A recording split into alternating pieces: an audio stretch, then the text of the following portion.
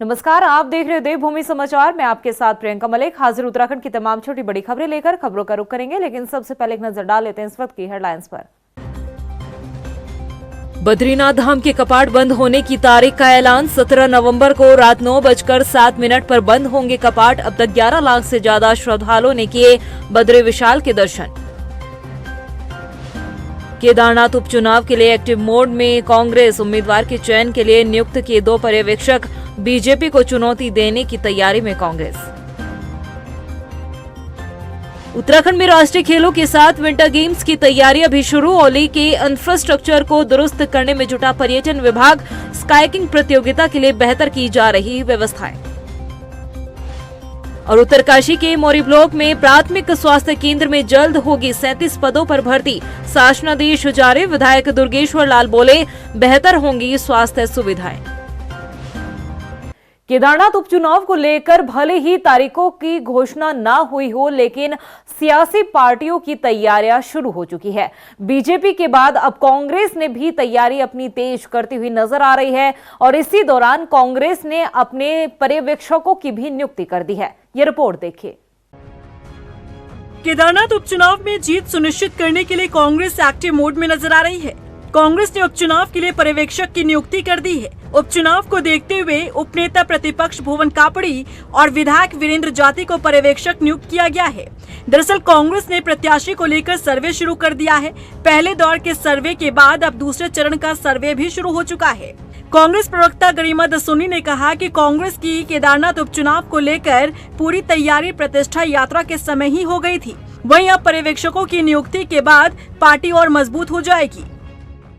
अब जो है वहाँ पर्यवेक्षक के रूप में उपनेता प्रतिपक्ष भुवन कापड़ी जी को और हमारे माननीय विधायक हरिद्वार से वीरेंद्र जाति जी को चिन्हित किया गया है। उनकी नियुक्ति हुई है। ऐसे में प्रदेश कांग्रेस बहुत लाभान्वित भी होगी और केदारनाथ उपचुनाव में कांग्रेस पार्टी उनके नेतृत्व में बहुत अच्छा प्रदर्शन करेगी। कांग्रेस द्वारा पर्यवेक्षक नियुक्त किए जाने पर कैबिनेट मंत्री गणेश जोशी ने चुटकी ली है। उन्होंने कहा कि कांग्रेस किसी को भी चुनावी मैदान में क्यों न उतार ले, पार्टी को कोई फायदा नहीं होगा। कांग्रेस किसी को भी भेज ले, चाहे पप्पू को बुला ले, कुछ होने वाला नहीं है।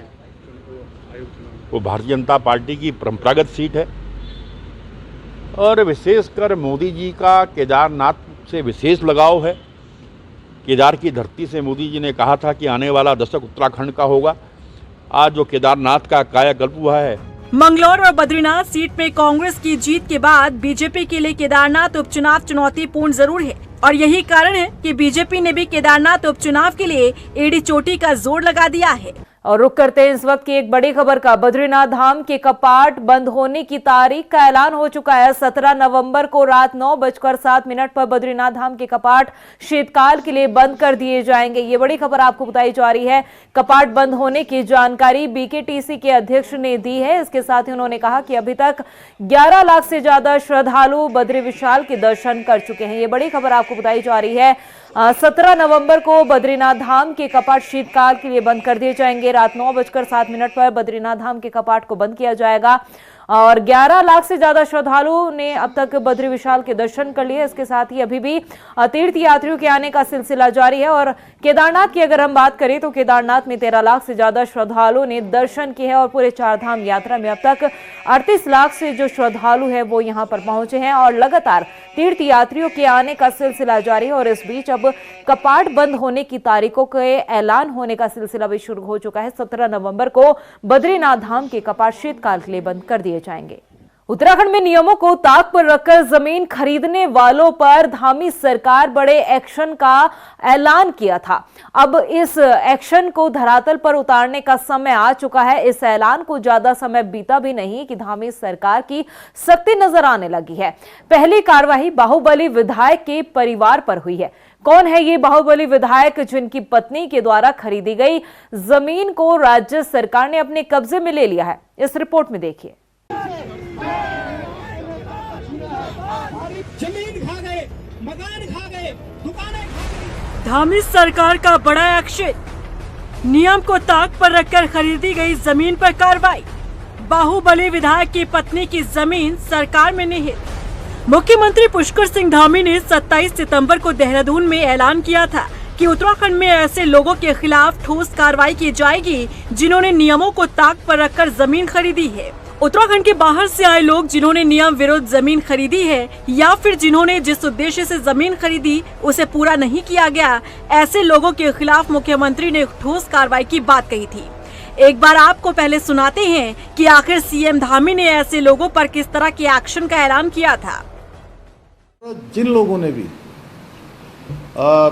जिस उद्देश्य से भूमियां खरीदी हैं, चाहे वो पर्यटन के लिए, उद्योग लगाने के लिए, निवेश करने के लिए या व्यावसायिक प्रयोजनों के लिए जिन्होंने भूमि खरीदी और उसके बाद उस भूमि का उन्होंने उस प्रयोजन के लिए उपयोग नहीं किया, ऐसी ज़मीनों का भी हम विवरण तैयार करा रहे हैं और ऐसे लोगों के विरुद्ध भी जिन्होंने जिस प्रयोजन से भूमि खरीदी और उसका उपयोग नहीं किया, उनके खिलाफ भी सख्त कार्रवाई की जाएगी। मुख्यमंत्री के बयान के बाद अब सबसे पहले राज्य में नैनीताल जिला प्रशासन ने ठोस कार्रवाई की है। जमीनों के मामले में राज्य में पहली कार्रवाई उत्तर प्रदेश के बाहुबली नेता राजा भैया के परिवार पर हुई है। राजा भैया की पत्नी भानवी सिंह की 27.5 नाली जमीन सरकार में निहित कर दी गई। नैनीताल जनपद के बेताल घाट के सिलटोना गांव में साल 2007 में भानवी सिंह ने 27.5 नाली जमीन कृषि के उद्देश्य से खरीदी थी, लेकिन 16 साल बाद भी इस जमीन में खेती नहीं की गई। ऐसे में प्रशासन ने नियम विरुद्ध जमीन खरीदने के मामले में कार्रवाई की है।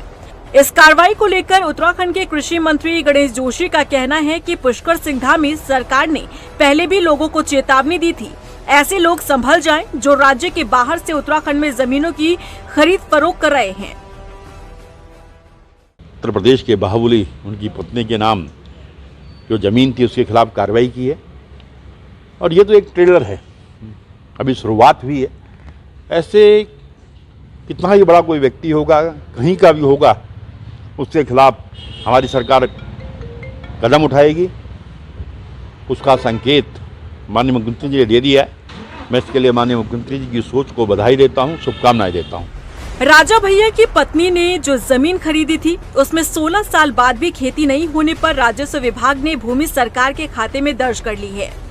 इस मामले को लेकर भानवी सिंह ने कमिश्नर कोर्ट और राजस्व बोर्ड में भी अपील की, लेकिन वहां भी उन्हें हार मिली। अब ये जमीन सरकार के कब्जे में है। उत्तराखंड की धामी सरकार अगले कुछ महीनों में कई बड़े लोगों की जमीनों पर कार्रवाई कर सकती है। ऐसे लोग जिन्होंने नियम विरुद्ध जमीन खरीदी, उनके खिलाफ ठोस कार्रवाई की जा रही है।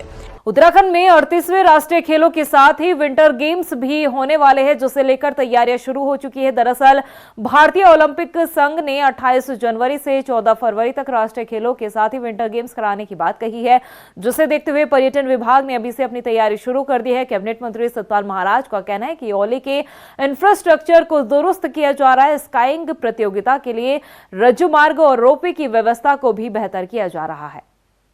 विंटर गेम्स के लिए तैयारियां हैं निश्चित रूप में, जैसा कि आपने पूछा, माननीय मुख्यमंत्री जी ने कहा उसकी तैयारियां हैं और हम चाहेंगे विंटर गेम्स के साथ साथ हम लोग जो है स्नो की, जैसे स्कीइंग हो गया और भी स्नो के जो हमारे पहाड़ों में स्कीइंग होती है उसको भी हम करें और उसके लिए जो प्रॉपर क्लाइमेट है और प्रॉपर उसके लिए व्यवस्था है, चाहे वो हमारे रज्जू मार्ग की हो, रोपवेज की हो, वो सब व्यवस्था की जा रही है। केंद्रीय सड़क परिवहन राज्य मंत्री अजय टम्टा ने दिल्ली देहरादून एलिवेटेड रोड को विकास के लिए एक महत्वपूर्ण कदम बताया है। उन्होंने कहा कि दिल्ली देहरादून तक 213 किलोमीटर की सड़क बन रही है और अब 2.5 घंटे में ही दिल्ली से देहरादून जा सकेंगे और कई जगह पेट्रोल पंप के साथ ही इलेक्ट्रॉनिक वाहन चार्जिंग स्टेशन खुलेंगे। केंद्रीय सड़क परिवहन राज्य मंत्री अजय टम्टा ने कहा कि अगले कुछ महीनों में ही प्रधानमंत्री नरेंद्र मोदी और केंद्रीय सड़क परिवहन मंत्री नितिन गडकरी इसका उद्घाटन भी करेंगे। वहीं अल्मोड़ा और बागेश्वर जिलों में प्राथमिक विद्यालयों को नए शिक्षक मिले हैं। केंद्रीय राज्य मंत्री अजय टम्टा ने दोनों जिलों के करीब 110 सहायक अध्यापकों को नियुक्ति पत्र सौंपे हैं। अल्मोड़ा जिले में 49 जबकि बागेश्वर जिले में 61 सहायक अध्यापकों को ये पत्र सौंपे गए। इस मौके पर अजय टम्टा ने कहा कि सरकार शिक्षा के क्षेत्र में जरूरी कदम उठा रही है।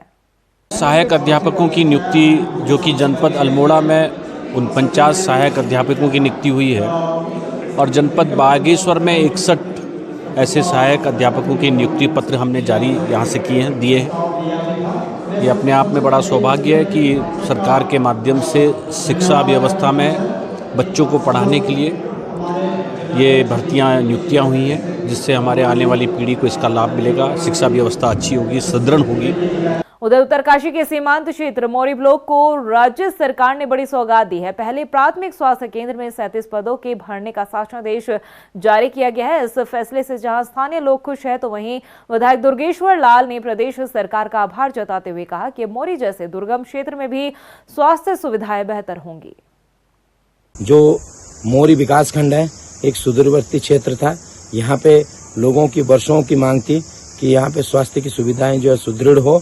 आज हमारी प्रदेश की यशस्वी सरकार ने जो स्वास्थ्य की सुविधाएं थी, मौरी में जो प्राथमिक स्वास्थ्य केंद्र से सामुदायिक स्वास्थ्य केंद्र का जो पद सृजन का जियो किया, उसमें 37 जो है पद हमें मिले हैं और उसको विधिवत तरीके से अब जो है एक पूरे विकासखंड को एक जो है स्वास्थ्य केंद्र मिला है।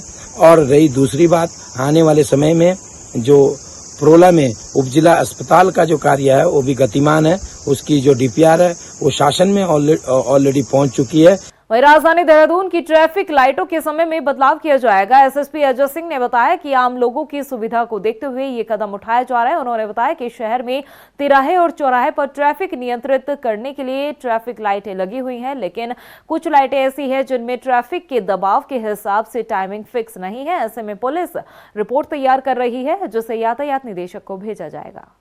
यहाँ पर बहुत करीब सिग्नल लाइट्स लगी हुई है, तो उसको और कभी वीआईपी मूवमेंट हो या छुट्टियों का समय हो तो यातायात बढ़ता घटता रहता है। उसको देखते हुए ऑटोमेटेड सिस्टम भी लगा हुआ है, जहाँ पर जिस तरफ से ज़्यादा ट्रैफिक आएगा उसको देखते हुए वो उसका 15 सेकेंड उसमें लाइट का जो है टाइमिंग बढ़ जाती है, चाहे रेड लाइट हो चाहे ग्रीन लाइट हो।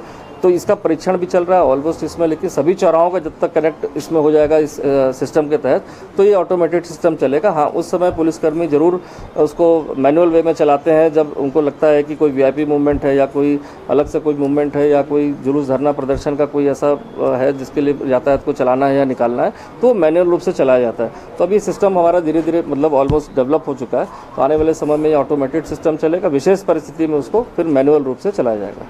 नवरात्र में यूं तो कई जगहों पर रामलीला मंचन का आयोजन किया जाता है, लेकिन अल्मोड़ा की बात करें तो यहां कर्नाटक खोला की रामलीला लोगों को आकर्षित करती है। यहां 9 दिनों तक नहीं बल्कि पूरे 10 दिनों तक रामलीला का आयोजन किया जाता है। ये रिपोर्ट देखिए। उन्होंने शूर्पणखा का अपमान किया और हमने उनकी नारी का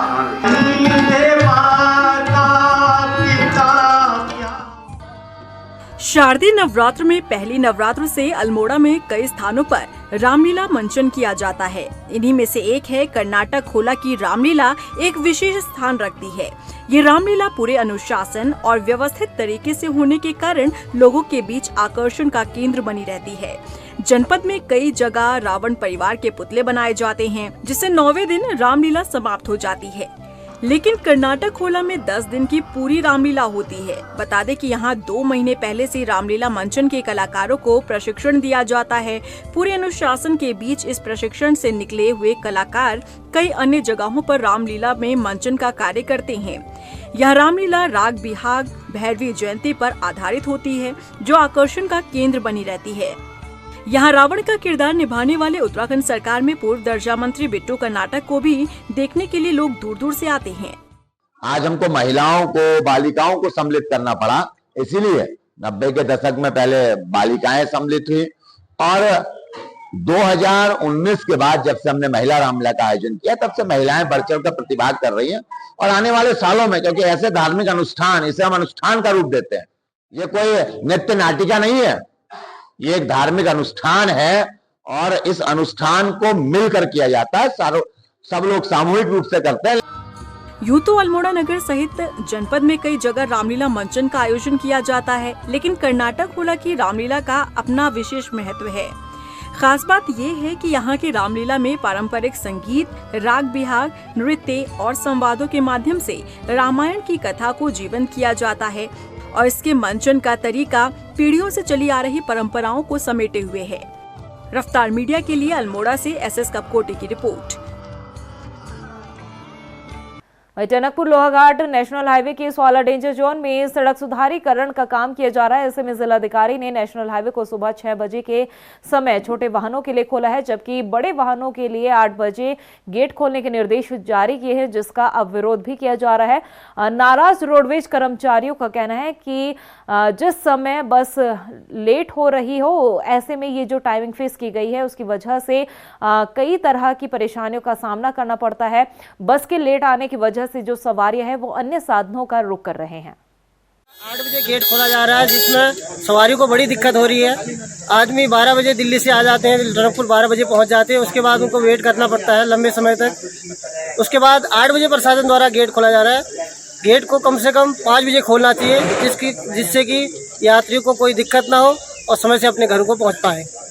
प्रशासन से हमारी ये मांग है कि गेट को 5 बजे खोला जाए, जिससे लोग अपने स्थानों पर समय से पहुंच पाए। निगम की आय को बहुत ज्यादा हानि हो रही है। हरिद्वार जिला कारागार में चल रही रामलीला और निर्माण कार्य का फायदा उठाकर जेल से 2 कैदी फरार होने के बाद से जेल प्रशासन में हड़कंप मचा हुआ है। घटना के बाद मौके पर पहुंचे जेल आईजी सहित डीएम और एसएसपी ने जेल का निरीक्षण किया।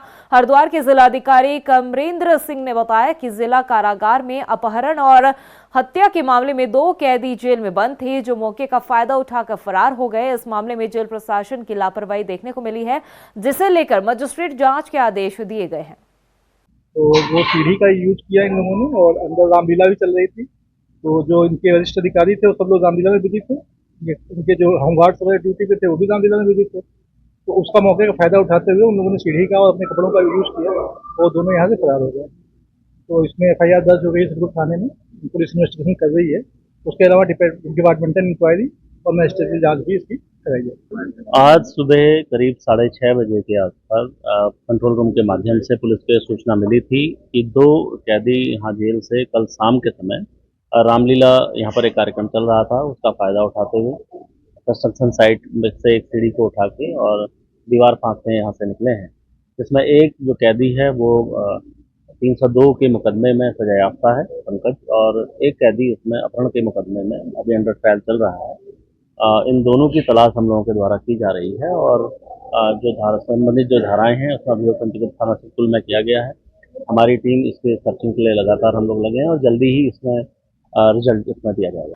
वहीं लक्सर में बढ़ती आपराधिक घटनाओं से लोगों में डर का माहौल देखने को मिल रहा है। लोग पुलिस के होते हुए भी अपने आप को असुरक्षित महसूस कर रहे हैं। लूट, हत्या, खूनी संघर्ष से लेकर लोगों पर दिन दिहाड़े फायरिंग के मामले सामने आ रहे हैं, और अब इन मामलों को देखते हुए पुलिस ने भी गंभीरता से एक्शन लेने की तैयारी कर ली है। हर जगह से रोज हमारे को जो संज्ञान मिला है कि लक्सर क्षेत्र में जो ये नए लड़के हैं ये अवैध तमंचों से फायरिंग कर रहे हैं, तो इसमें पुलिस ने संज्ञान ग्रहण करा है। प्रतापपुर वाले में हम लोगों को अभी तक तहरीर नहीं मिली है, परंतु हमारे द्वारा जो हमारा प्रिवेंटिव मोड है उसमें 151 में 4-5 लोगों को हम लोगों द्वारा जेल भेजा गया था, परंतु उनसे तमंचे की बरामदगी नहीं की गई थी। लेकिन इसमें जो भी वीडियोस पुलिस के समक्ष आई हैं उसमें हम लोग कार्रवाई कर रहे हैं, और जल्दी हम लोग इसमें कुछ ना कुछ रिजल्ट जरूर देंगे, और जो भी अभियुक्त हैं उनको हम लोग जो भी धाराएं हैं या जो भी उनके अगेंस्ट जो एक्शन होंगे उसमें उनको बुक करने की कार्रवाई अमल। और प्रदेश की खबरों में इतना ही, फिर हाजिर होंगे कुछ खास खबरों के साथ। अब तक के लिए मुझे दे इजाजत, लेकिन जाने से पहले एक नजर हेडलाइंस पर। नमस्कार। बद्रीनाथ धाम के कपाट बंद होने की तारीख का ऐलान। 17 नवंबर को रात 9:07 पर बंद होंगे कपाट। अब तक 11 लाख से ज्यादा श्रद्धालुओं ने किए बद्री विशाल के दर्शन। केदारनाथ उपचुनाव के लिए एक्टिव मोड में कांग्रेस। उम्मीदवार के चयन के लिए नियुक्त किए 2 पर्यवेक्षक। बीजेपी को चुनौती देने की तैयारी में कांग्रेस। उत्तराखंड में राष्ट्रीय खेलों के साथ विंटर गेम्स की तैयारियां भी शुरू। औली के इंफ्रास्ट्रक्चर को दुरुस्त करने में जुटा पर्यटन विभाग। स्काईकिंग प्रतियोगिता के लिए बेहतर की जा रही व्यवस्थाएं। और उत्तरकाशी के मोरी ब्लॉक में प्राथमिक स्वास्थ्य केंद्र में जल्द होगी 37 पदों पर भर्ती। शासनादेश जारी। विधायक दुर्गेश्वर लाल बोले, बेहतर होंगी स्वास्थ्य सुविधाएं।